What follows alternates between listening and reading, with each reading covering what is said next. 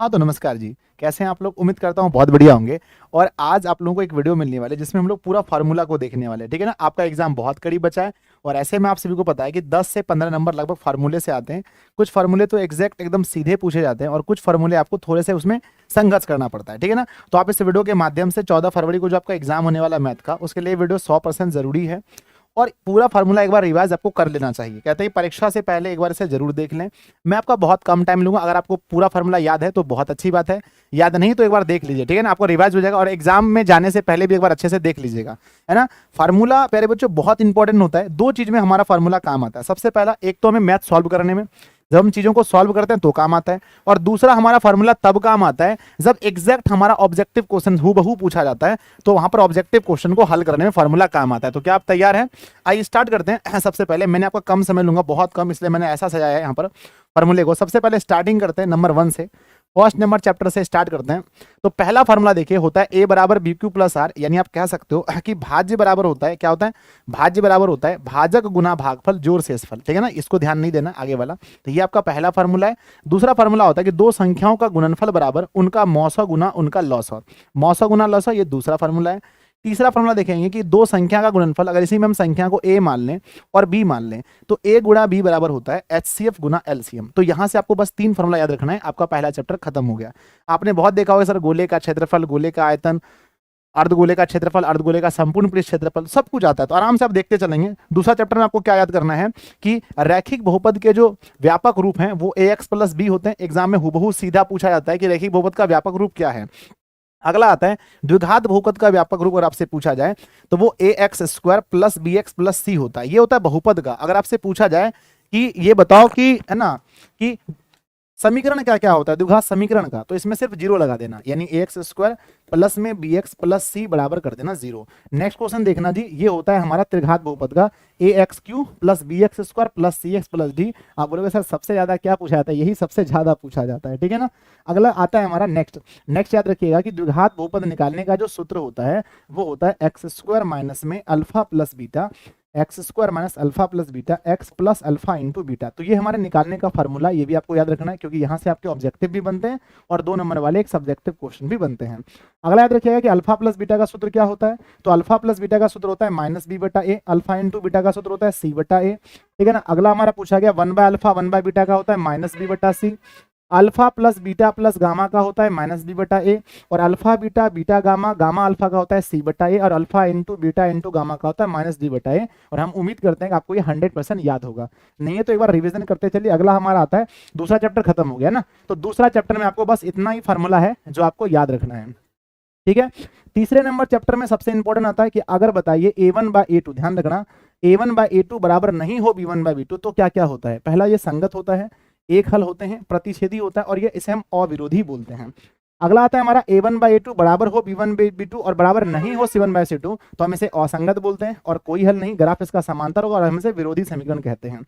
अगला आता है अगर ये तीनों बराबर हो तो क्या बोलेंगे? संगत बोलेंगे, अपरिमित रूप से अनेक हल बोलेंगे, संपाती बोलेंगे, और है ना, और इसे हम आश्रित कहते हैं, ठीक है ना। इसका ग्राफ कैसा होगा?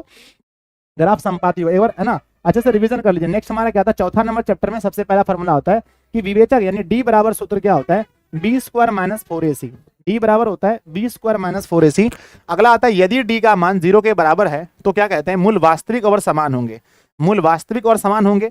यदि डी का मान 0 से बड़ा है तो मूल वास्तविक होते हैं परंतु ये असमान होते हैं। अगला आता है यदि डी का मान बी स्क्वायर माइनस 4ac 0 से छोटा है तो हम कहते हैं मूल अवास्तविक है। नेक्स्ट आता है मूल बराबर formula minus B plus minus under root B square minus 4ac बटा 2a। ये हमारा मूल का फार्मूला है।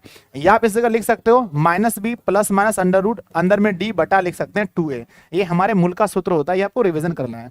अगर हम इसमें अल्फा लिखें तो अल्फा में सिर्फ प्लस लेते हैं और बीटा में हम लोग क्या लेते हैं, सिर्फ माइनस लेते हैं।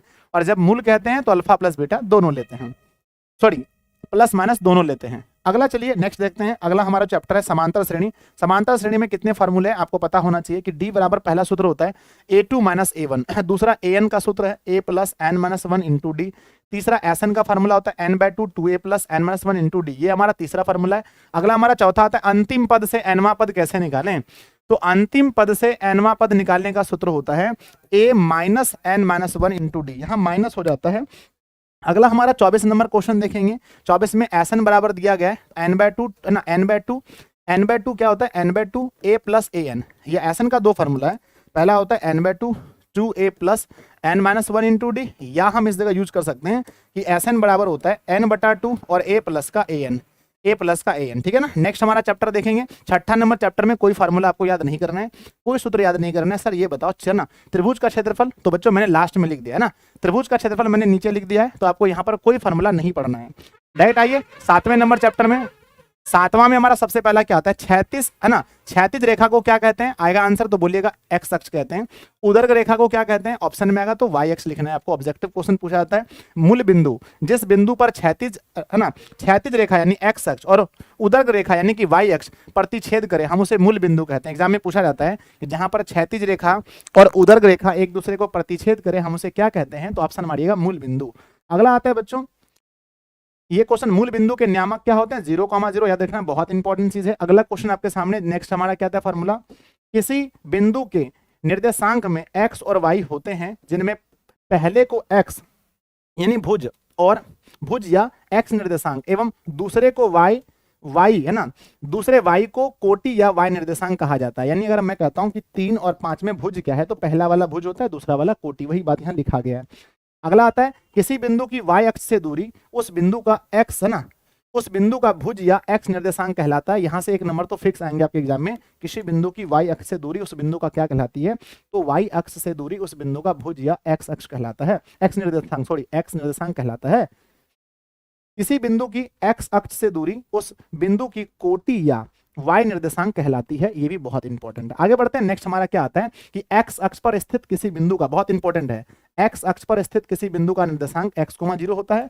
y अक्ष पर स्थित किसी बिंदु का निर्देशांक 0, y, क्योंकि y अक्ष में x का मान नहीं होता है और पहला मान x का ही लिखना है, इसीलिए 0, y होता है। इसको एक बार फिर से देख लीजिए, ठीक है ना। अगर आपसे पूछा जाए x अक्ष पर स्थित बिंदु का निर्देशांक, तो x अक्ष में x का मान होगा, y का मान नहीं होगा। और y अक्ष पर पूछेगा तो देखिए यहाँ पर x का मान नहीं होगा और y का मान होगा, तो दोनों में अंतर ये होगा x, 0, ये होगा 0, y। इसको याद रखना बहुत इंपॉर्टेंट है। नेक्स्ट याद रखना आपको यहाँ से, अगर आपसे पूछा जाए दूरी सूत्र क्या होता है, ये सबको मालूम है, x2 - x1 का whole square plus y2 - y1 का होल स्क्वायर। नेक्स्ट हमारा क्या आता है, मूल बिंदु से दूरी कैसे निकालें, तो रूट के अंदर x स्क्वायर y स्क्वायर। अगर आपसे पूछा जाए मध्य बिंदु का सूत्र क्या होता है, ऑब्जेक्टिव में सीधा पूछा जाता है, तो x1 + x2/2 और y1 + y2/2 ये होता है मध्य बिंदु का, ठीक है। टाइम बहुत कम है, अच्छे से आपको रिविजन करना। नेक्स्ट आता है हमारा है ना, नेक्स्ट क्वेश्चन ये वाला कई बार पूछा गया कि केंद्रक का सूत्र क्या होता है, त्रिभुज के केंद्रक का सूत्र, तो है ना इसके केंद्रक का सूत्र होता है x1 + x2 + x3/3 y1 + y2 + y3/3, है ना। विभाजन सूत्र क्या होता है, तो m1 x2 + m2 x1 बटे m1 + m1, m1 y2 और m2 y1 बटे m1 + m2, ये आपको याद होगा पहले से ही। अगला आता है हमारा त्रिभुज का क्षेत्रफल, सबको मालूम है कि 23, 31, 12 y है ना, 23 और यहाँ पर 31 और यहाँ पर 12, यानी हम कह सकते हैं कि x1 y2 - y3, ठीक है ना, ये आता है हमारा त्रिभुज का क्षेत्रफल। ये आपको 100% याद होना चाहिए। आइए सबसे इंपॉर्टेंट जो हमारा चैप्टर है वो है हमारा त्रिकोणमिति, जहां से सबसे अधिक क्वेश्चन बनते हैं फार्मूला वाला।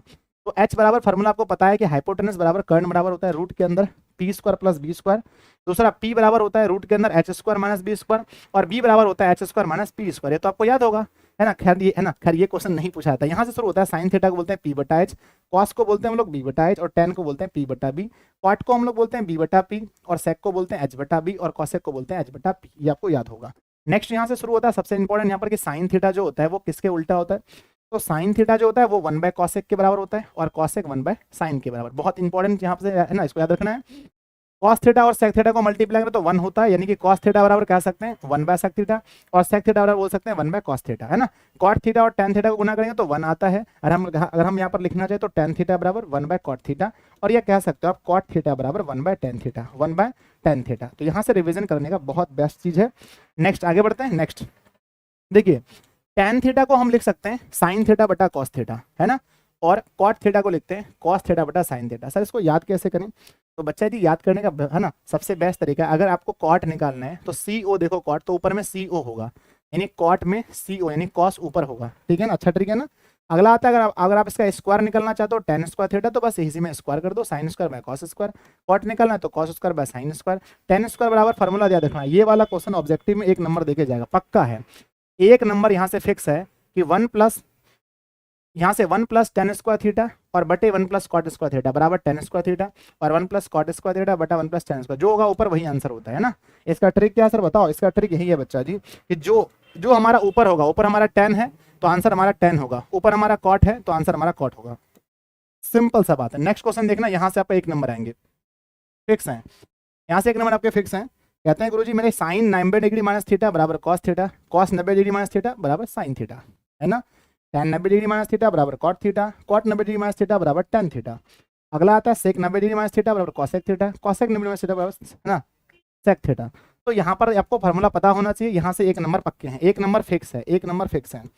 नेक्स्ट हमारा क्या आता है फार्मूला, अगला आता है हमारा कि sine square theta plus cos square theta, sine square theta plus cos square theta बराबर क्या होता है, ऑब्जेक्टिव में पूछा जाएगा तो कहिएगा 1 होता है। अगर यहाँ से फार्मूला बनाना है तो साइन स्क्वायर थीटा बराबर बनेगा 1 माइनस कॉस स्क्वायर थीटा, या आप कह सकते हो साइन थीटा बराबर इसका स्क्वायर खत्म रूट में चल जाएगा 1 माइनस कॉस स्क्वायर थीटा। बहुत इंपॉर्टेंट ये फार्मूला है। नेक्स्ट आता है कॉस स्क्वायर थीटा को लिख सकते हैं 1 माइनस साइन स्क्वायर थीटा, या कॉस थीटा बराबर रूट के अंदर 1 माइनस साइन स्क्वायर थीटा, बहुत इंपॉर्टेंट है। नेक्स्ट यहाँ पर अगला बनता है कि सेक स्क्वायर थीटा बराबर होता है ना, सेक स्क्वायर थीटा बराबर होता है 1 प्लस tan स्क्वायर थीटा, कई बार पूछा गया क्वेश्चन है, या 1 प्लस tan स्क्वायर थीटा बराबर होता है सेक स्क्वायर थीटा, और tan स्क्वायर थीटा बराबर लिखते हैं सेक स्क्वायर थीटा माइनस का 1, है ना, और दोनों को अगर घटाएंगे sec square theta minus tan square theta equal to 1 होता है। ठीक है ना, आगे बढ़ते हैं। नेक्स्ट हमारा देखते हैं, नेक्स्ट हमारा क्या लिखा गया, अगला लिखा गया कि cosec square theta minus cot square theta बराबर क्या होता है, बराबर 1 होता है। अगर मैं यहाँ से बनाना चाहूँ कॉसेक स्क्वायर थीटा तो बनेगा 1, और ये माइनस में तो प्लस में कॉट स्क्वायर, और अगर मैं यहाँ से बनाना चाहूँ तो कॉट स्क्वायर थीटा तो कॉसेक स्क्वायर थीटा माइनस 1। यहाँ से तो एकदम, यहाँ पर भी देख लो एक नंबर यहाँ पर है, एक नंबर सिर्फ यहाँ पर है, बस आपने पहले से अगर आप अच्छे से याद किया तो कोई दिक्कत नहीं, सिर्फ इसको रिवीजन करते रहिए। नेक्स्ट हमारा क्या लिखा गया, अगला देखो, अगला डिग्री मान, यहाँ से 2-3 नंबर फिक्स हैं, एकदम फिक्स, कोई नहीं काट सकता। सर कैसे, देखो ध्यान से, साइन 0 का मान होता है 0, 30 का मान 1/2, 45 का 1/√2, 60 का मान √3/2, 90 का मान 1, ये तो पता ही है आपको। फिर उसको उल्टा दो, 90 ना, इसका 0 का मान 1, ये वाला आ जाएगा यहाँ पर √3/2, ये यहाँ आ जाएगा, ये फिर 1/2, ये 0, यहाँ से तो 2-3 नंबर फिक्स है। नेक्स्ट आता है बच्चा 10, है ना, 10 0 से शुरू होकर अनंत तक जाता है, एक बना बीच में एक बार नीचे √3, एक बार ऊपर √3, बात खत्म हो गया। यानी 10 0 का मान 0, 30 का मान 1/√3, 45 का मान 1, 60 का √3 और 90 का अपरिभाषित। इसको कॉट में लिखना है तो पहले अपरिभाषित, फिर √3, फिर 1, फिर यहाँ पर 1/√3, फिर 0। सेक का मान क्या होता है, 0 का मान 1 होता है, याद रखना। सेक बच्चे भूल जाते हैं अक्सर ना, सेक भूल जाते हैं। 0 का मान 1 होता है, 30 का मान 2/√3 होता है, 45 का √2 होता है, 60 का 2 होता है, इसका अपरिभाषित उल्टा देंगे तो याद रखना अपरिभाषित 2 √2।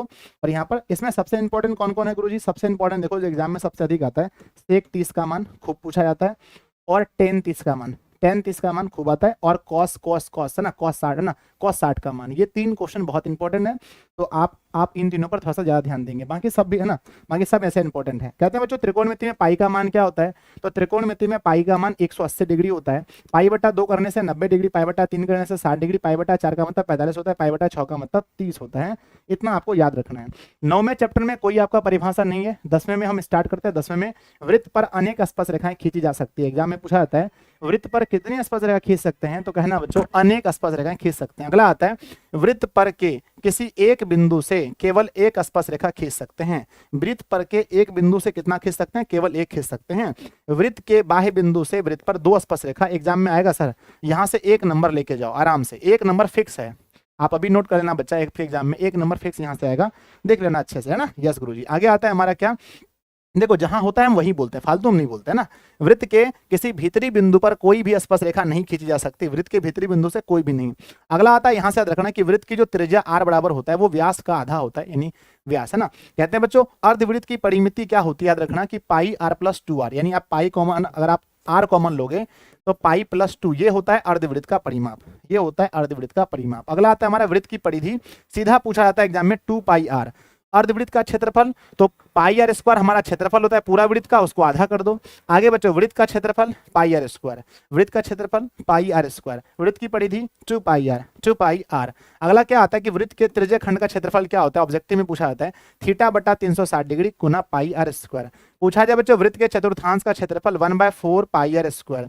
अगला आता है ना कि कोण थीटा वाले त्रिज्या खंड के संगत चाप की लंबाई θ/360 गुना 2πr, ये होता है चाप की लंबाई। अगला आता है बच्चों वर्ग का विकर्ण क्या होता है, भुजा गुना √2। वर्ग का परिमाप क्या होता है, 4 गुना भुजा। वर्ग का क्षेत्रफल क्या होता है, भुजा स्क्वायर। और आयत का विकर्ण क्या होता है, रूट के अंदर l² + b²। L square plus B square आयत का विकर्ण होता है। आयत का क्षेत्रफल पूछा जाए 2 इंटू एल बी है ना, 2 इंटू एल प्लस बी है ना, ये इसका क्या होता है क्षेत्रफल होता है ना। आयत का क्षेत्रफल नहीं बच्चों, लंबाई गुणा चौड़ाई, सॉरी। आयत का परिमाप होता है 2 इंटू एल प्लस बी, आयत का क्षेत्रफल होता है लंबाई गुना चौड़ाई, सॉरी बच्चों लंबाई गुना चौड़ाई होता है। नेक्स्ट आगे देखेंगे अगला क्वेश्चन क्या लिखा गया। नेक्स्ट लिखा गया है आयत का परिमाप क्या होता है 2 इंटू लंबाई प्लस चौड़ाई, आयत का क्षेत्रफल होता है एल गुना बी लंबाई गुना चौड़ाई। घन का देखना, घन का है ना, घन का विकर्ण पूछा जाता है भुजा गुना √2, घन का क्षेत्रफल 6 गुना भुजा स्क्वायर, घन का आयतन होता है भुजा का क्यू, और घनाभ का विकर्ण देखना बहुत इंपॉर्टेंट है, खूब इंपॉर्टेंट ये क्वेश्चन भी आई है ना, घनाभ का भी आई है बच्चा, घनाभ का याद रखना। उसके बाद क्या आता है घनाभ का पृष्ठ क्षेत्रफल है ना, ये होता है 2 into L B plus B H plus H L, ठीक है ना।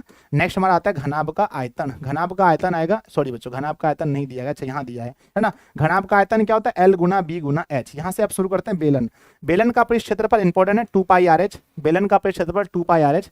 पूछा जाए कि बेलन का संपूर्ण, तो 2 पाई आर एच और ऊपर वृत्त नीचे वृत्त दोनों वृत्त को जोड़ देंगे, तो अगर यहाँ पर हम 2 पाई आर कॉमन लेंगे तो बचेगा क्या आर प्लस है ना, यहाँ पर क्या बचेगा एच प्लस आर, ये होता है संपूर्ण, ये होता है बेलन का संपूर्ण, ठीक है ना। सबसे ना आगे आता है हमारा बेलन का आयतन, ये है वीवीआई, बेलन का आयतन एम वीवीआई यानी मोस्ट वीवीआई क्वेश्चन है, एम वीवीआई है ये क्वेश्चन, ठीक है ना। बेलन का आयतन पूछा जाता है पाई आर स्क्वायर, खूब एग्जाम में आता है। नेक्स्ट आता है हमारा समबाहु त्रिभुज का क्षेत्रफल, ये भी इंपॉर्टेंट है, समबाहु त्रिभुज का क्षेत्रफल √3/4 गुना भुजा स्क्वायर, ये एम वीवीआई है, इसको देख लेना, ठीक है ना अच्छे से। नेक्स्ट हमारा क्वेश्चन क्या आता है, नेक्स्ट क्वेश्चन ध्यान से देखना, अगला क्वेश्चन आता है हमारा कि समद्विबाहु त्रिभुज, समद्विबाहु त्रिभुज का क्षेत्रफल क्या होता है, तो a/4 और है ना a/4 या फिर 1/4 a ऐसे लिख सकते हैं, 1/4 a रूट के अंदर में 4b square minus a square, ये होता है समद्विबाहु त्रिभुज का। कहते हैं बच्चों विषमबाहु त्रिभुज का क्षेत्रफल यानी हीरोन का क्षेत्रफल क्या होता है, तो रूट के अंदर में s into s minus a s minus b s minus c, ठीक है ना। अगला आता है गोले का, याद रखना गोले का पृष्ठ क्षेत्रफल इंपॉर्टेंट, यहाँ से सब इंपॉर्टेंट, ये चारों मोस्ट वीवीआई क्वेश्चन है, मोस्ट वीवीआई है। कहते हैं बच्चों गोले का वक्र पृष्ठ क्षेत्रफल होता है 4 पाई आर स्क्वायर, आधा गोला का पूछे 2 पाई आर स्क्वायर, अर्ध गोले का संपूर्ण पूछे तो है ना 3/4 है ना, क्या लिखा है 3 पाई आर स्क्वायर। अगर पूछे गोले का आयतन, गोले का आयतन तो 4/3 पाई आर क्यू होता है गोले का आयतन, अर्ध गोले का आयतन 2/3 पाई आर क्यू। ये दोनों क्वेश्चन इंपॉर्टेंट है, गोले का आयतन और अर्ध गोले का आयतन, ठीक है जी। चलिए हम आगे देखने वाले हैं, नेक्स्ट हमारा क्या है, अगला हमारा दिया गया है कि शंकु का वक्र पृष्ठ क्षेत्रफल क्या होता है, तो पाई आर एल होता है शंकु का वक्र पृष्ठ क्षेत्रफल। पूछा जाए शंकु का वक्र संपूर्ण पृष्ठ क्षेत्रफल, शंकु का संपूर्ण पृष्ठ क्षेत्रफल, तो इसमें पाई आर एल में नीचे वाला जो वृत्त होता है ना शंकु में, नीचे वाला जो वृत्त होता है उसको जोड़ देते हैं। यहाँ पर अगर हम कॉमन लेते हैं पाई आर तो हमारा क्या निकलेगा एल प्लस का आर निकलेगा संपूर्ण में। अगला आता है हमारा क्या शंकु का आयतन, है ना, ये क्वेश्चन को वीवीआई मार लीजिए, वीवीआई है ना, एम वीवीआई क्वेश्चन है, शंकु का आयतन ये एम वीवीआई प्रश्न है ना। कहते हैं शंकु का आयतन 1/3 pi R square H, 1/3 pi R square H. कहते हैं शंकु के छिन्नक का क्षेत्रफल क्या होता है, तो पाई इंटू R1 और प्लस में R2 और गुना L होता है, ये शंकु के छिन्नक का क्षेत्रफल होता है। नेक्स्ट हमारा देखना ध्यान से, कहते हैं शंकु के छिन्नक का संपूर्ण पूछा जाए है ना, शंकु के, एक सेकंड रुक जाइए है ना, शंकु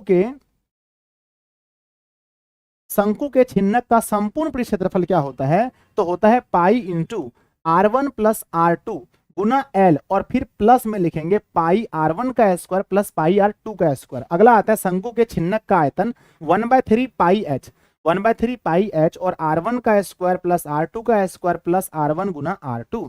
अगला आता है हमारा देखना इंपॉर्टेंट, यहाँ से 3 क्वेश्चन बहुत इंपॉर्टेंट है, ठीक है ना। माध्य का फॉर्मूला क्या होता है सिग्मा fx बटा n, माध्य का फॉर्मूला सिग्मा fx बटा n है ना। बहुलक का क्या होता है L plus F1 minus FO, F1 minus FO और 2F1 minus FO minus F2 Guna I होता है। अगला माध्यक का होता है L plus N/2 minus CF बटा F गुना I, ये होता है I है ना। बहुत सारे लोग यहाँ पर H लिखते हैं तो आप H भी लिख सकते हैं, कोई दिक्कत नहीं है। ये हमारा फॉर्मूला होता है माध्यक का और बहुलक का। नेक्स्ट हमारा क्वेश्चन क्या आता है, बहुलक बराबर, देखना इसको याद रखना, ये भी क्वेश्चन बड़ा इंपॉर्टेंट है कि बहुलक बराबर क्या होता है। बहुलक बराबर होता है 3 गुणा माध्यक, 3 गुणा माध्यक माइनस 2 गुना माध्यक।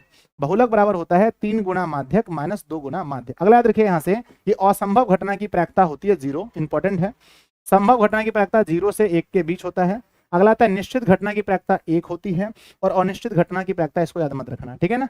तो प्यारे बच्चों ये आपने देखा, निश्चित का पूछेगा, निश्चित का तो 1 होता है। 2-3 चीज याद रखना बच्चों, प्रायिकता का ध्यान रखना, प्रायिकता में पी फंक्शन ऑफ, अगर आपसे पूछा जाए कि किसी प्रायिकता में पी फंक्शन ई और प्लस में पी फंक्शन ई डैश का मान क्या होगा, तो 1 होता है। प्रायिकता का अगर आपसे अधिकतम मान पूछा जाए, अधिकतम मान, तो कहना प्रायिकता का अधिकतम मान 1 होता है। प्रायिकता का न्यूनतम मान पूछा जाए तो 0 होता है, इसको याद रखिएगा ना, प्रायिकता का न्यूनतम मान 0 होता है। और है ना, कौन सा नहीं हो सकता है, कौन सा नहीं पूछेगा, तो नेगेटिव कभी नहीं होगा और अंश बड़ा नहीं होगा, अंश बड़ा नहीं होगा, यानी कि एक से बड़ा कोई भी मान प्रायिकता का मतलब मान नहीं हो सकता है। अगला लास्ट क्वेश्चन है आज का, प्रायिकता का जो सूत्र होता है ना, हमारा नेक्स्ट हमारा फॉर्मूला है, प्रायिकता का जो सूत्र होता है वो होता है घटनों की संख्या बटे कुल घटनों की संख्या।